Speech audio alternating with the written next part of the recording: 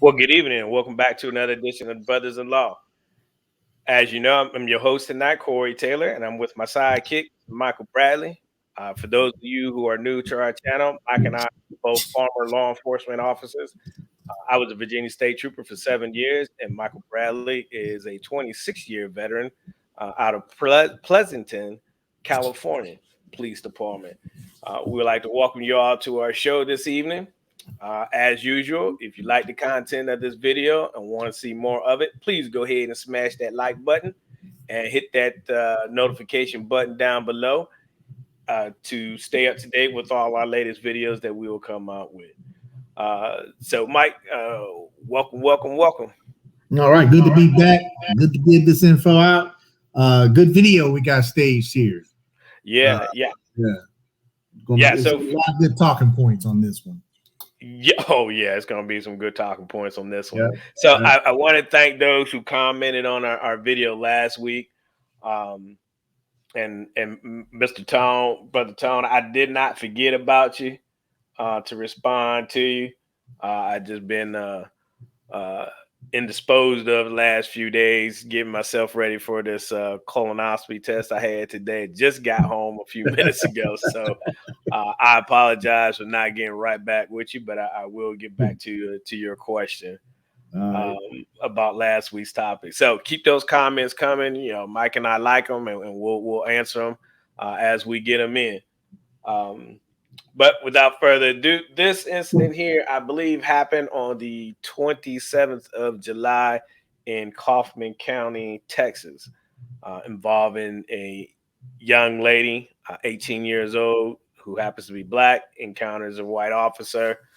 Uh, this call came out as basically a call for service, somebody who was a possible suicide. She was allegedly jumping into the traffic lanes. Um, Somebody saw that happening. A citizen did and thought that was not safe for what she was doing, so they called the police. And this is how the police got involved in this incident here. From that point on, as you'll see, it turns into a struggle. And not only does the little girl, well, young lady, I'm sorry, mhm. uh, gets taken into custody, but so does the mother. So Hey, without, quick go ahead, question. Mike. Quick question though. Do we know who called the police? Was it her family that called the police, or was this some passerby who saw her out in the roadway that called the police? Do we know that? You know, I'm not 100% on that. I did Okay. not see. I mean, it could have been now the article that I read. It didn't say anything about it, but who's to say it could not have been in several other articles? It might have been in there, but for this purpose here, I'm just going to go with I don't know Okay. who All right. called it in. And the reason why I ask is that as we go into the video, they'll see this might explain maybe a little bit of the parents' uh, reaction or reaction to what they saw. I don't know if the parents expected the police to be there, Right, or if, like you say, if this was some passerby citizen who just called and saw this girl in the street, looked like she was upset. right. Um, who is no longer on scene or anything like that. But keep in mind, it sounds like the only information these officers have is someone who's possibly suicidal running in and out of traffic in the street, and that's how they end up getting called there.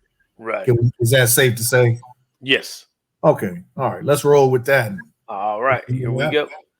All right. Now, just keep in mind for those who have very sensitive ears, there are some foul language usage throughout this video. So, uh, if your ears are sensitive to that type of language, you might want to just cut your video or volume down for a little bit. But without further ado, here we go. Family told us Thursday Trig was just upset, not suicidal, walking home from a relative's house nearby. Newly released body camera shows Martin arriving and locating Trig. Just slow down and talk to me, okay? Asking if she's all right. Just to talk to you, make sure you're okay. Trig says she's okay, but when she doesn't stop walking, Deputy Martin grabs Trig. She asks to go home. Slow down and talk to me. Okay. Trigg also denies jumping in front of any cars. So we got a call that you were jumping out in front of cars. So I can't let you go walking off on me now, okay? Deputy Martin then warns Trigg that if she keeps pulling away, he'll put her in handcuffs. Pull away, I gotta put you in handcuffs, though. Within seconds, that's what happens. Martin's camera falls off as Trigg says she can't breathe. Cell phone video then shows Trigg's mother, Antoniqua Ray, arriving, trying to understand what's going on. When I walked up and saw the officer on my daughter, it was nothing but God that allowed me to stay as calm as I was. As officers take Trigg away, Ray stays with them. I'm her first protector. The department says Ray insisted Trigg's handcuffs be loosened, and you see her put a hand on her daughter. Let go of her. Let go of her. But police say Ray struck Martin when he pushed her away.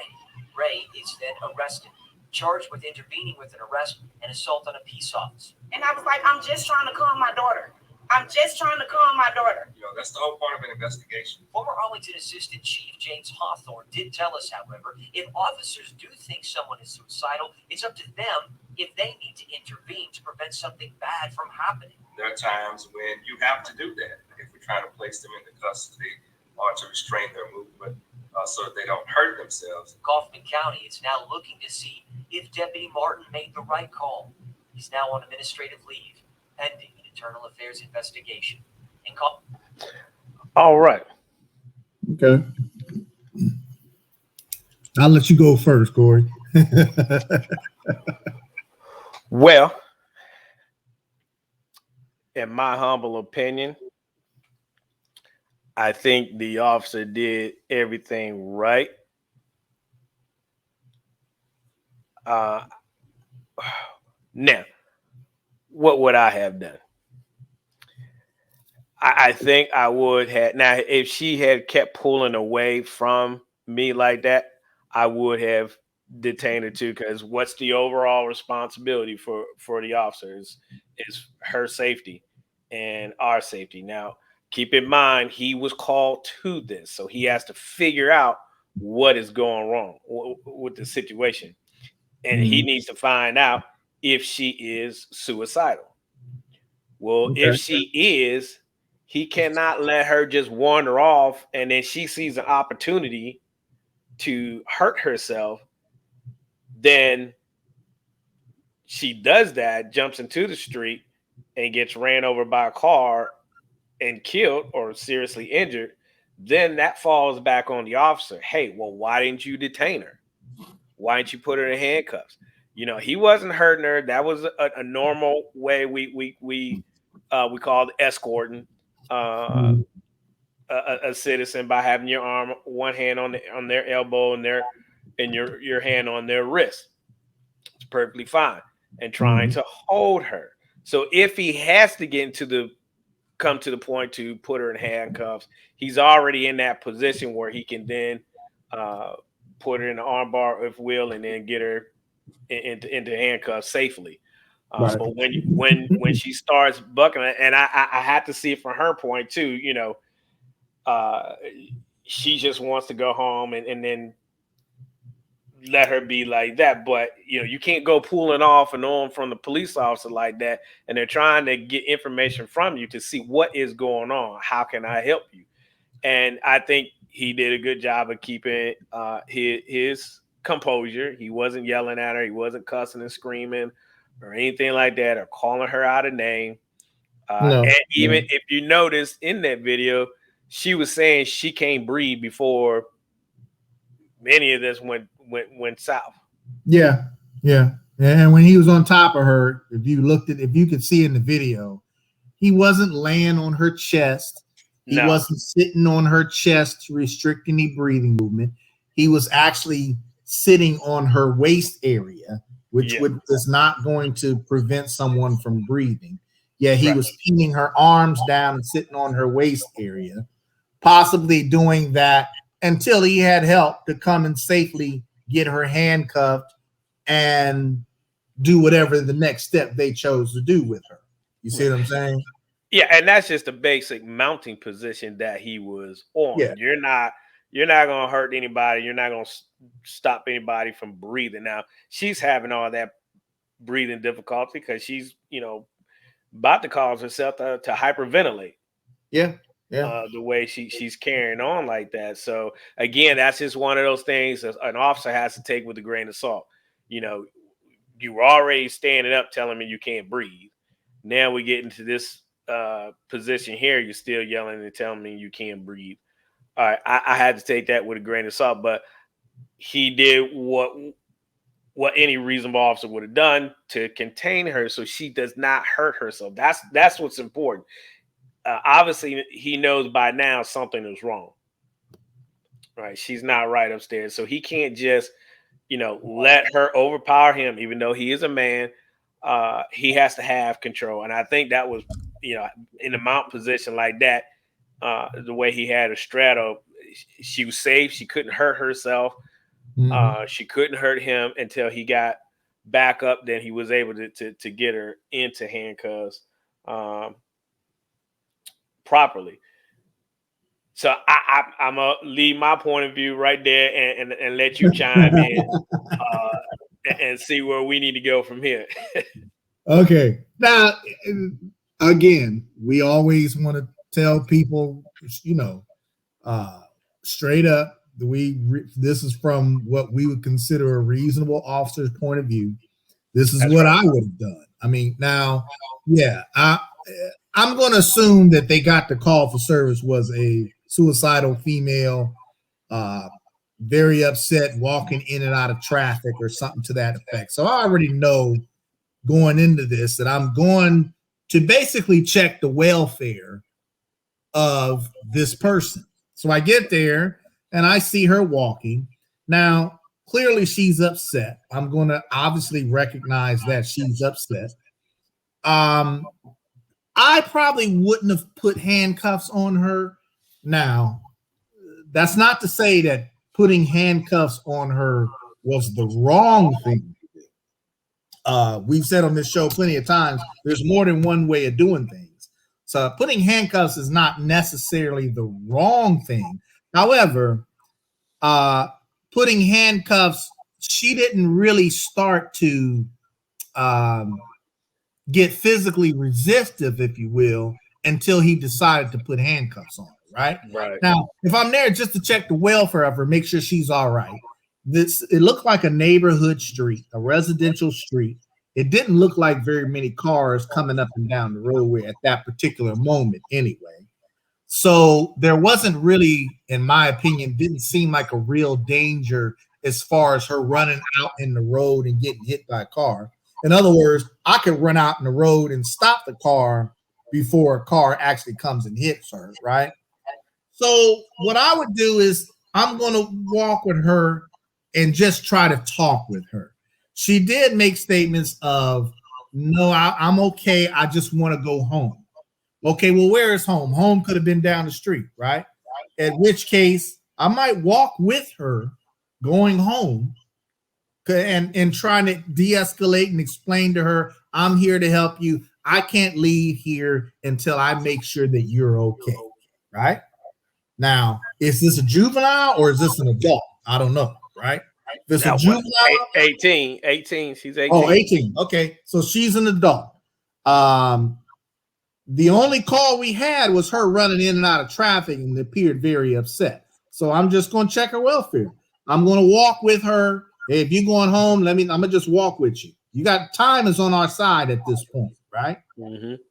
And then if I can establish that she is a danger to herself because she's trying to physically hurt herself or something like that, once I've established that, then I'm going to go ahead and detain her.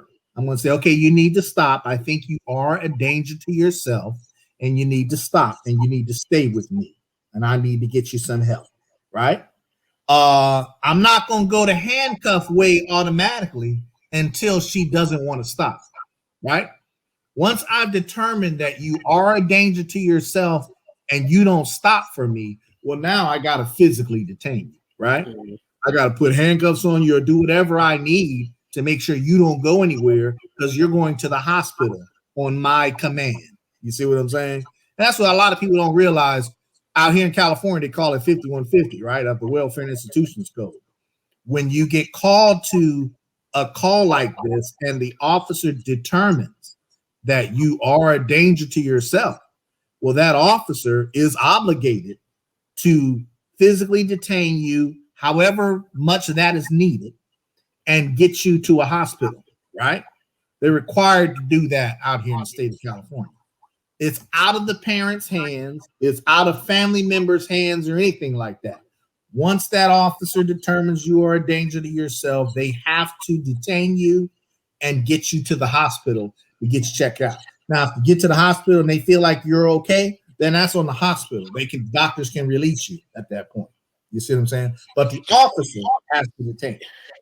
Yeah, I mean, I like your idea of walking along with her, but that's if they're willing to walk along with you at a cordial pace in order to carry a conversation, which the way she was moving, you wouldn't have been able to have that type of conversation, which I think is why he had to, okay, I need you to stop. I need you to talk to me.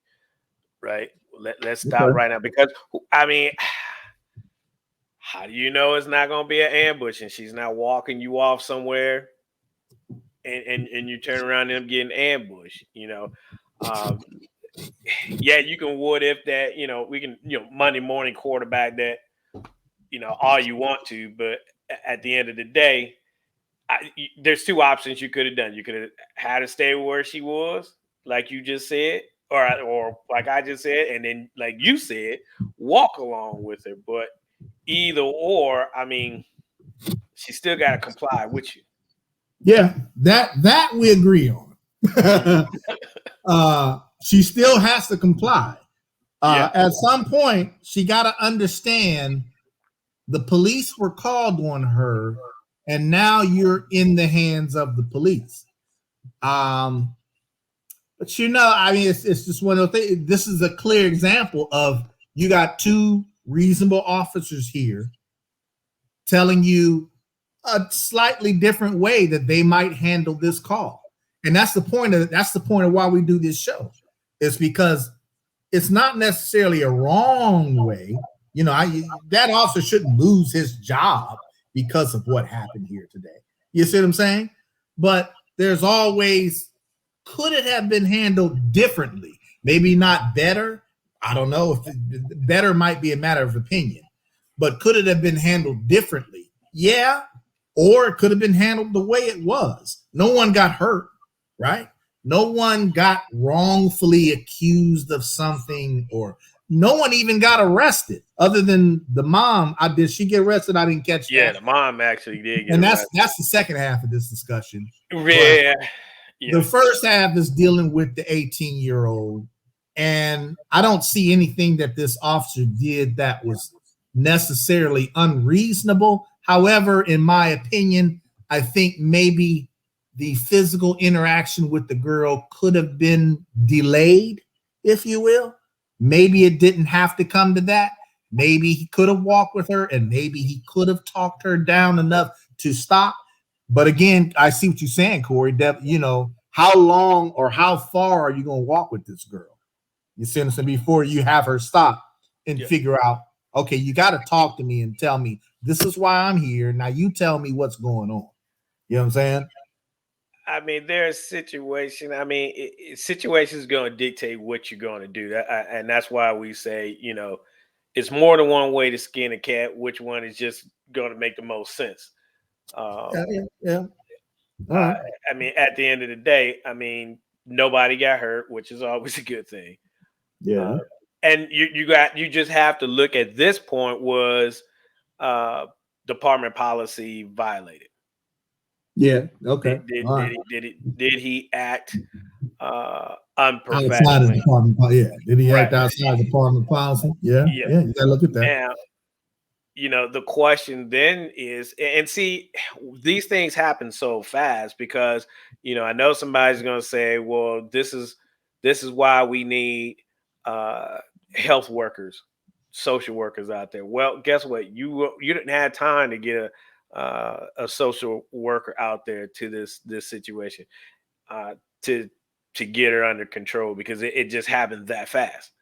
True. For him to even get you got to get information. I mean, when you get called to these things, you have to do the investigation. When we get called to them out on the interstate, and I get them off the interstate, and we get somewhere we can talk. I'm trying to get information from them. Like, okay, who can I call to come help you? Give me some family members.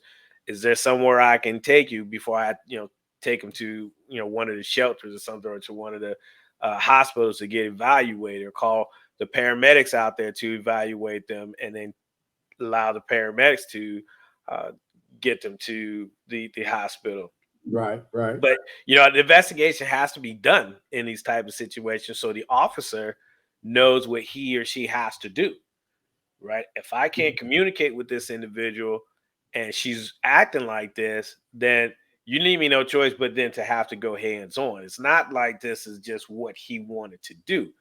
Oh, it's a black girl, I'm gonna just manhandle her. No, that's not how it happened. You just saw the video, so don't think that way. Right? True. So it's a lot of things that an officer has to process in order to render the scene safe. If it's putting hands on, then I had to put hands on you because I need you to comply with me. I need you to stand here. I need you to stand here and allow me to do my investigation. Now, if she did, now let's just say she did stop, and he was able to determine, okay, we need to get some help, or he might have been able to, hey, call the mother for her while she's distressed, and talk to the mother like, hey, man, I'm officer such and such. I have your daughter here. We're on the corner of Smith and Weston Avenue. I would like for you to come down and get your daughter. She's a little bit of distress. The reason why I'm involved in this because a call came in for service that a young lady matching her description was jumping in and out of the lane of travel as if they wanted to get hit by a car. Explain. So allow the mother did to come down. Now, are you ready to get into what the mother did? Right before you do that, I agree. I agree with all those points. Yes, I agree with that. There's more than one way of skinning the cat. I agree with all those points. Unfortunately, when he put hands, soon as he decided to grab her, that escalated her. You see what I'm saying? Maybe there could have been a delay in grabbing her. That's all I'm saying. But at some point, if she don't stop, you're going to have to grab her. You see what I'm saying? So what is the method then to get her to stop? There, that's a tricky question, because I don't think there really is a method. In other words, you're asking like, how far are you going to go before you actually grab her, right? Right, because at the end of the day, at the end of the day, Mike, what is the officer's responsibility? Secure. You got to secure the person. You got to investigate them. You have to determine if they do meet the criteria of being a danger to themselves or a danger to others. And you can't make that determination if she's not moving away, walking away, right? And not even. I hear you. I agree with you on that part. Yeah, I mean, I guess it's just two different ways of looking at it, really. And again, folks, this is what we talking about. Yeah. Two reasonable officers, same scenario. One might handle a little differently than the other. Hopefully to the same necessary result, right? But it just may be a different road of getting there. You see what I'm saying? And then, okay, that's it. I guess we can move on to the next part where the mother starts getting involved. But we'll just keep that first part like that. It is what it is. You see what I'm saying? Now, well, the problem is now, Mike, is that you got people out here like this Roland Martin who's trying to make this into something bigger than what it really was. Right. Yeah. And folks, you just saw this video. It had nothing to do with race. I mean, even through this whole dilemma, the officers still being very cordial. You know what I mean? I think that officer, you can tell, is trying to handle the call appropriately. Right. See, just because we might have a different opinion of how the call was handled doesn't mean that that officer, as I said before, doesn't mean that that officer handled it wrong. You see what I'm saying? It's just a different response, a different kind of, I don't know, a different thing. You can tell that that officer is trying to do the right thing. You can see that. Oh yeah. You see what I'm saying? I can arguably see why he made the choices he made. You see what I'm saying? Yeah. And so now to move right into the next part of this video, the actions of the mother. Now, as we said in previous videos, you know, the best thing you can be is a witness.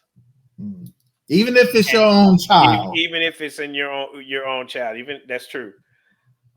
Because I you know, and the times in which we're living in, it's going to be a natural reaction for that parent to want to get involved, to try to calm their son or daughter down. But at the same time, parents, this is where we have to use caution, because you know you cannot disrupt the officers from doing their job. As much as you want to get involved, and trust me, we're parents too, and we don't want to see our child being brought, you know, being harm being done to them, right? It's going to be that natural instinct to want to do something, but you have to keep in the back of your mind that at this point, that's not the time you want to do it. I mean, it's painful. It's a tough decision that you have to make, to sit here and watch this play out like this. But the best thing she could have done right now is give the officers a lot more information that she should have been giving them, instead of yelling and screaming at the officers, telling them to get off her, this, that, and the third. Right? When you escalate that, now that puts the officer, you know, really on full alert, right? Because now I'm dealing with her trying to physically interject there definitely makes things worse. And you're right, Corey. Even as a parent, you gotta. And she even said it took an act of God for me to not react more than she did. Right? Yeah. Now I'm going to try to look at it from her perspective, right or wrong. I'm gonna try to look at it from her perspective. She gets on scene. We don't know if she called the police or we don't know if somebody else called the police. She might have gotten on scene and had no idea what was going on until she saw the police messing with her on top of her daughter. You see what I'm saying? So we don't know that. But let's say she got on scene and had no idea what was going on until she got there and saw the cops on top of her daughter, right? I agree. At that point, you gotta control yourself, and you gotta not get. You can stand there and watch all day, record, do what you need to do. You're going, as the parent, you're gonna find out what's going on. The officers are going to explain to you what's going on. But while they're on top of your daughter at that moment, they're trying to control your daughter and get her under some kind of level of security. Once they do that, then they'll come and talk to you as the parent and say, hey, this is what's going on. This is what I would do. This is what's going on. This is what happened. This is why we did what we did. You see what I'm saying? But the worst thing you could do as the citizen coming on scene and you see an officer involved incident like that, you don't want to be the one to jump in there and physically try to free your daughter away. You don't know what happened. You see what I'm saying? And even if you did, you cannot get involved in stopping that officer from carrying out a duty that officer feels they are supposed to be doing. You see what I'm saying? You're going to ask for trouble when you do that. So don't do that. And at this point, she's not being arrested right now. All he was trying to do is really just get her detained so he can do his investigation, because the article then goes on and says that the young lady was not arrested, but she was taken to the hospital where she was then given some mental health. And you just gave me another angle to this for me Before I lose that train of thought, let me let me say question too, because I think the mother, she was arguing the fact that the officer had the handcuffs on too tight. Listen, sometimes those handcuffs go on tight, but the officers will, before they usually put them in the vehicles, will readjust those cuffs to where they aren't digging into the citizen's wrist. So you have to give the officer time to do this. They're gonna listen to you. They're not gonna sit up here and do what you tell them to do at the moment. That's not how it works out there. I'm in charge of this scene, right? I will make sure those handcuffs are loosened up on her at the right time when I get her calmed down and the whole scene is made safe. I will adjust those. That will be taken care of. That's not the mom's job to come in there and then try to put hands on, trying to no. You don't do that. Right. You don't do that.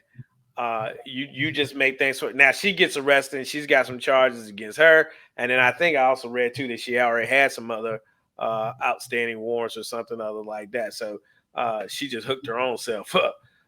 This is why you stay back, especially if you got stuff on you. And she may have been the only criminal aspect of this. You see what I'm saying? Yeah. And this is the other point to that I was saying is that I was getting ready to say is when you get what we call out here in California a 5150 hold, which means you're a danger to yourself. That officer has determined that you are a danger to yourself and you're going to be forced to go to the hospital. When you do that, that's not an arrest. That's still just a detention. That's not a criminal thing. That's a medical thing. Mm-hmm. So I don't know. Well, my question in this particular incident is, did they ultimately take her to the hospital then and get mentally evaluated? And if so, what I would be interested to know what she said to the officers or what she did that caused them to make that determination final. You see what I'm saying? What did she do or say that made that officer feel, okay, you are a danger to yourself, so I'm going to force you to go to the hospital? You see what I'm saying? Now, if you only saying that, well, she resisted while I was trying to handcuff her, that gets tricky. Because now you're to a point where what if she did get hurt? Let's say she got hurt in this confrontation and your only justification for detaining her to take her to the hospital was that she fought you while you were trying to handcuff her, right? Not that she wanted to hurt herself or not that she was trying to run in front of a car or kill herself. That's where it starts to get tricky, I think, which might tend to me not handcuffing her initially until I figured out whether or not she was a danger to herself. You see what I'm saying? Yeah. So I got to determine that you are a danger to yourself before I go hands-on. If you're just upset, okay, you can be upset because you had an argument with your aunt down the street. See what I'm saying? But that doesn't mean you're 5150. Right. Being upset does not equate to 5150. That see, there's a devil's advocate in there, Corey. What you got to say to that? See, throw that in your engine a little bit.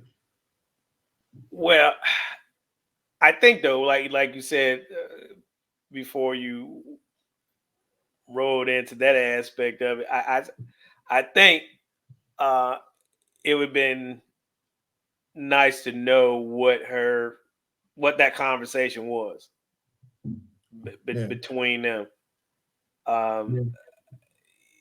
If she did say something that raised the mental health issue antennas up on my head, then yeah, I probably would have took it through. But at the end of the day, just because how the whole thing played out, in my opinion, I probably still would have took it there to the hospital to get evaluated. Yeah, that's interesting. Now, see, out in California,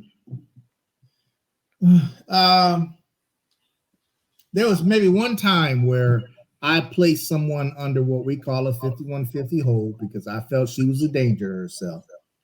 And she was transported to the hospital. I forced her to go to the hospital. I physically detained her and forced her to go to the hospital. And she turned around and sued the department saying that she wasn't 5150, right? And I wrongly did that. Yeah, in this case, in my eyes, what she said to me and the things that she was doing and showing me definitely supported my decision to place her under 5150 hold. So we were cool right there, good on that. But as you can see, this is where it starts getting like up in the air about I don't know, a gray area, if you will, when one person says you're a danger to yourself and another person saying you're not, or the person who you were physically detaining is saying that they're okay, right?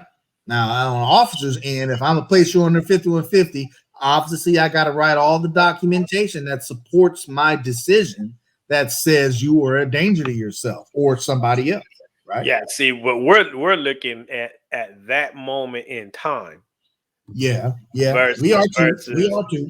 versus how uh, a doctor or somebody is probably looking at the whole totality of it all and really getting into the weeds of their mental health issue. Whereas we can't get into the weeds Right. because we're not trained professionals in that matter to get into the weeds. We're just looking for signs Mm-hmm.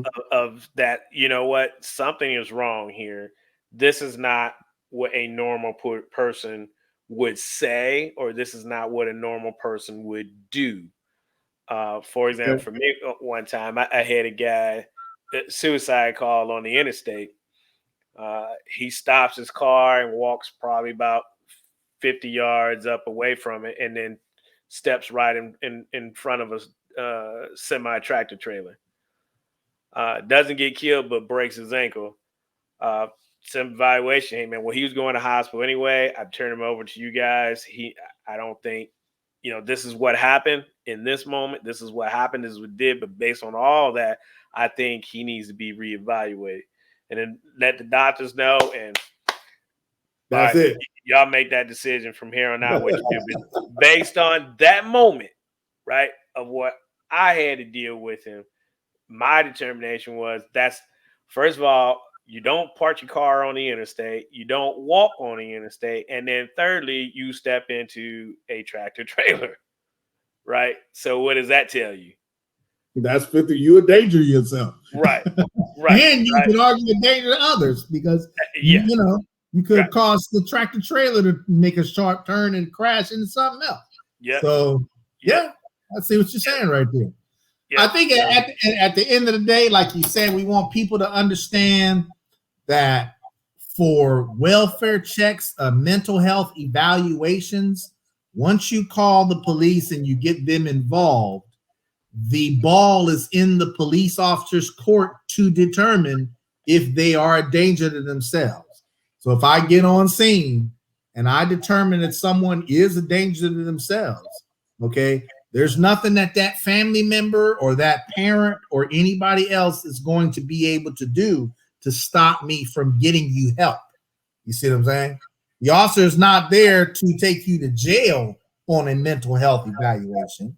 The officer is there to take you to the hospital on a mental health evaluation if need be. That's the whole point of that kind of investigation. And yes, sometimes you might have to put handcuffs on a subject who is a danger to themselves.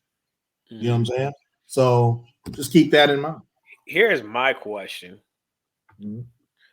And I say that because last week I talked to one of our city officers, Lieutenant, uh, about these type of situations, and he was telling me how they're averaging about 2 calls a day in our city about mental health issues. Mm. My question is, where are these people's families when these things unfold? Because too many times, when I encounter these folks, um, they're pretty much alone, have no family, don't know. I mean, I know people have bad relations with their family and they just don't get along anymore, don't talk. But like in this little girl's case, okay, if she has mental health issues, why are y'all not keeping closer tabs on this young lady? Um, Yeah, I hear I, what you're to, saying. to, I mean, because I just it hurts my heart to get to take these calls because um, one, they don't have families, they need help, they can't get the help, and then law enforcement has to get involved, and then some of them are so gone that they got weapons on, they just want to end up trying to take their lives, and then they in some situation they end up having a suicide by police.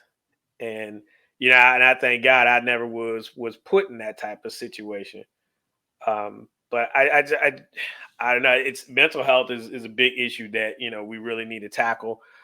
A lot of responsibility, though, however, falls on police officers when an officer's involved shooting of someone and come to find out that they've had mental health issues. But you know, when the officer's out there and I don't know that individual and I know that individual has a weapon, you know, just Yeah, because you tell me they have mental health issues doesn't mean that they still can't possibly end up getting shot. yeah. And I used to always say, man with a gun is a man with a gun, whether he has mental health issues or Or not. not. He's still a Facts. man with a gun, and Facts. you have to respond to a man with a gun the Yep. same way The that you same would way. respond to any man with a gun, whether he's got mental health issues or not. Yeah. So I agree with you there. Most of the 5150s that I've responded to, it was actually a family member that was the reporting party of Mm. the welfare check.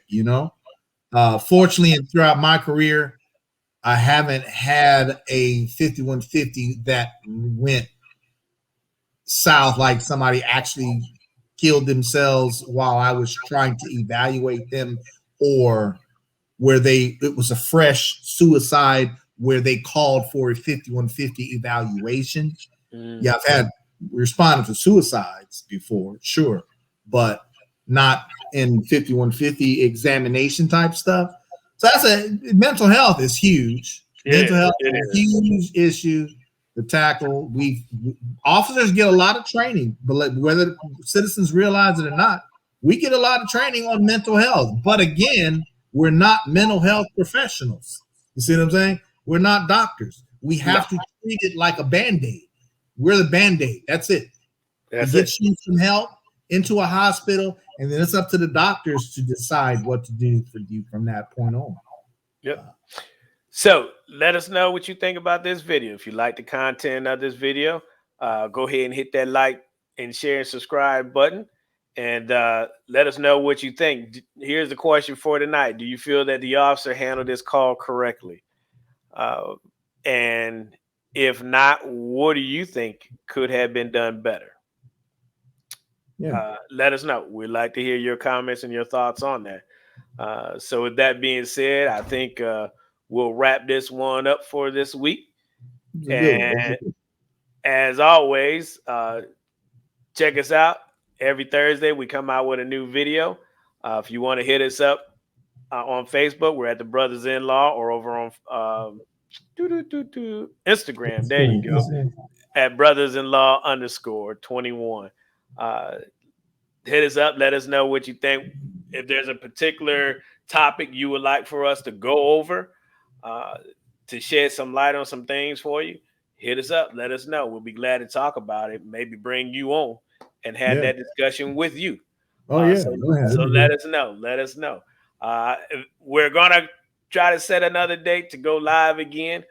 Hopefully we can do it next week if Mike is up to it. Nothing is on our schedules. We'd Yeah. like to try to do another live next week and get more viewers on that. So that's all I got. Mike, you got any final words? No, everybody stay safe. That's right. Everybody stay safe. Enjoy the rest of your week, and definitely be safe out there. And we'll see y'all next time. Peace. Peace.